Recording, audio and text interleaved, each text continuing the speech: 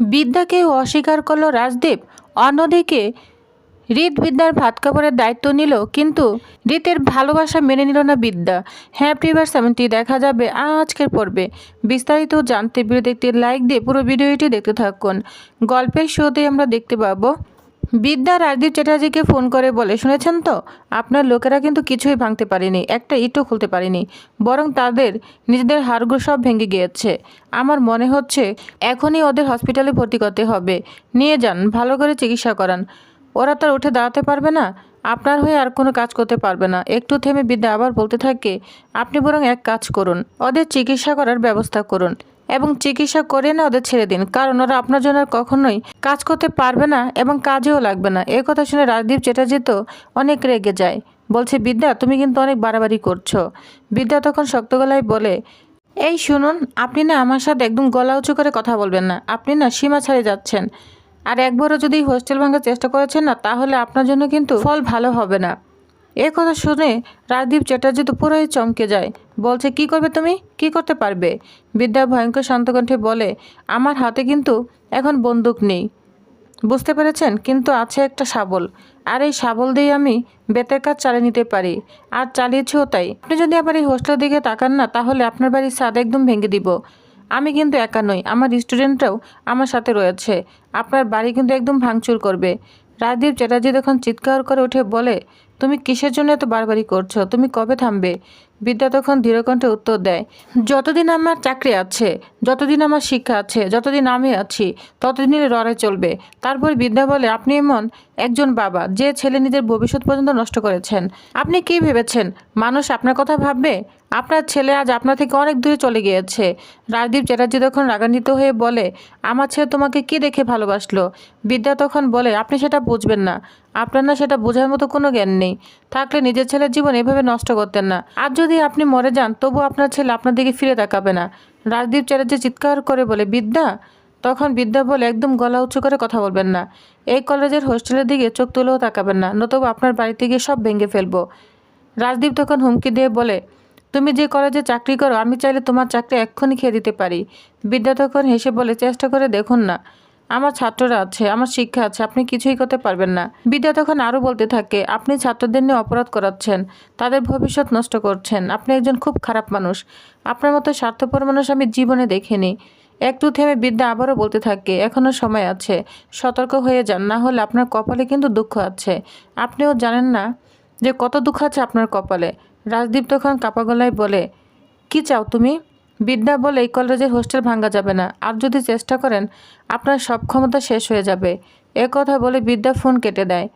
রাজদীপ চ্যাটার্জি তখন প্রিন্সিপালকে বলে, ওই মেয়ে বিদ্যা ব্যানার্জিকে কলেজ থেকে বের করে দাও। প্রিন্সিপাল তখন বলে, সম্ভব নয়, ওর শিকড় অনেক গভীরে। রাজদীপ তখন রেগে গিয়ে দাঁত চেপে বলে, তাহলে সেই শিকড় উপড়ে ফেলতে হবে। রাজদীপ তখন বলে, আচ্ছা রিপনের অবস্থা কেমন? প্রিন্সিপাল তখন বলে, রিপনের অবস্থা এখন একটু ভালো আছে স্যার। একথা শুনে রাজদীপ চ্যাটার্জি চোখ একদম জ্বলে উঠে, বলছে, তাহলে রিপনকে দিয়েই কাজটা করতে হবে, হসপিটাল থেকে ওকে কোনোভাবে বের করো, ওই এই কাজটা করবে, তারপর আবার হসপিটালে ফিরে যাবে। একটু থেমে ঠান্ডা গলায় বলে, তাহলে কেউ ওর দিকে আঙুল তুলতে পারবে না, সবাই ভাববে ও তো হসপিটালেই আছে। প্রিন্সিপাল একটু ঘাবড়ে গিয়ে বলে, স্যার ব্যাপারটা কিন্তু খুব রিস্কি হয়ে যাবে যদি ধরা পড়ে। রাজদীপ টেবিলে হাত চাপড়ে বলে, আমার সঙ্গে থাকতে হলে আমার কথায় নাচতে হবে আপনাকে, না হলে কিন্তু কিছুই হবে না, বুঝতে পেরেছেন? এই কথা বলে রাজদীপ প্রিন্সিপালকে ইশারা দিয়ে বেড়ে যেতে বলে। এদিকে পাশে একটা প্রফেসর রয়েছে, সে সব শুনতে থাকে আর মনে মনে বলে, মানুষ কত নির্দয় হতে পারে। এদিকে বিদ্যা নিজের বাড়িতে চলে এসেছে, দরজার সামনে দাঁড়িয়ে একদম চমকে যায়, দরজাটা খোলা রয়েছে। বিদ্যা মনে মনে বলে, দরজা খোলা কেন, ভিতরে কি কেউ আছে? ধীরে ধীরে ঘরে ঢুকে বিদ্যা চারিদিকে তাকিয়ে তো অবাক হয়ে যায়। ঘরে ঝকঝক পরিষ্কার, বিছানার চাদর পাল্টানো, সব কিছু সুন্দর করে সাজানো। বিদ্যা তখন মনে মনে বলতে থাকে, এগুলো কে করলো, আমি তো রেখে যাইনি। হঠাৎ তার চোখ পড়ে ফুলদানির দিকে, রঙিন ফুলে ভরা ফুলদানি। বিদ্যা হেসে উঠে বলে, কি সুন্দর ফুলগুলো। ঠিক তখনই পেছন থেকে একটা কণ্ঠ ভেসে আসে, বলতে থাকে, পছন্দ হয়েছে তোমার? বিদ্যা তো যা শুনে অবাক হয়ে যায়, তখন পিছনে ঘুরে তাকায়, দেখে রিত। যা দেখে পুরোই চমকে যায় বিদ্যা, বলছে, আপনি এখানে কিভাবে আসলেন, কিভাবে আসলেন? তখন হালকা এসে বলে, দরজা তো খোলাই ছিল। বিদ্যা তো অনেক রেগে যায়, বলছে, চাবি পেলেন কোথায়? হৃদ তখন হাসতে হাসতে বলে, তোমার মনটা চুরি করতে পারিনি ঠিকই, কিন্তু তোমার ব্যাগ থেকে চাবিটা চুরি করে রেখেছিলাম। যা শুনে বিদ্যা অবাক হয়ে যায়। বিদ্যা তখন বলে, শেষ পর্যন্ত আপনি আমার চাবি চুরি করলেন? হৃদ তখন মজা করে বলে, না হলে ঢুকবো কি করে? আমার তো ফুল সাজানো খাট বাকিই ছিল, এই বাড়িতে তো আমাকে থাকতেই হবে। বিদ্যা তখন কড়া গলায় বলে, উঠুন, বাড়াবাড়ি করবেন না। হৃদ তখন গম্ভীর হয়ে বলে, কিসের বাড়াবাড়ি? আমি তো আমার বউর কাছে এসেছি, আমার বিয়ে করা বউ, আমি এখন থেকে এখানেই থাকবো, কোথাও যাব না।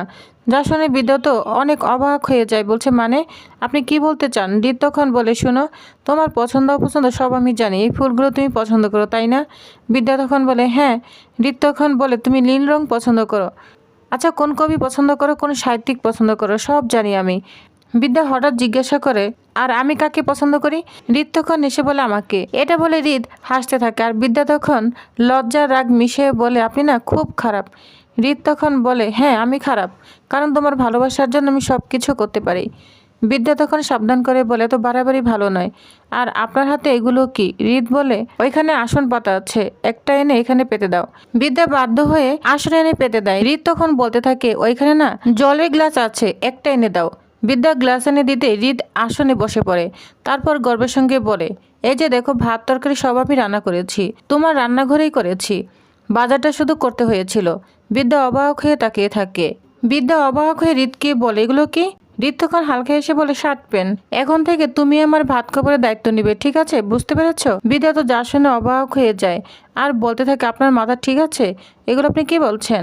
হৃদ তখন বলে, হ্যাঁ, কারণ আমার ড্যাড আমাকে বিজনেস থেকে বাদ দিয়ে দিয়েছে, এখন থেকে ড্যাডের বিজনেস আমার কোনো অধিকার নেই, আমি আর কোনো কাজ করতে পারবো না, তাই আমাকে তো তোমাকেই চালাতে হবে, তাই তুমি আমার ভাত কাপড়ের দায়িত্ব নিবে। বিদ্যা তখন যা শুনে একদম হেসে ওঠে।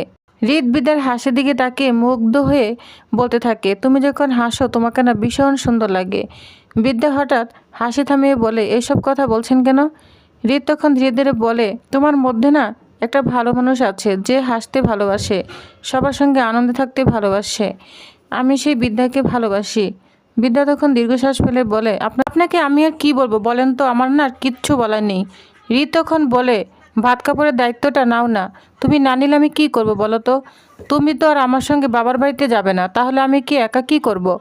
বিদ্যা সিরিয়াস হয়ে বলে, সিরিয়াস বলছেন? হৃদ তখন মাথা নেড়ে বলে, হ্যাঁ, আর কোনো অপশন তুমি খোলা রাখোনি, আমি ঘর গুছাবো, রান্না করবো, আর তুমি সব কিছু করবে, শুধু একটা জিনিস পারবো না, তোমাকে বাচ্চা দিতে, এটুকু ছাড়া আমি সব কিছুই পারবো। বিদ্যা বলে, বুঝতে পারছি না, আপনি কি পাগল হয়ে গিয়েছেন? হৃদ তখন মুচকি এসে বলে, আমি তো তোমার জন্য আগে থেকেই পাগল।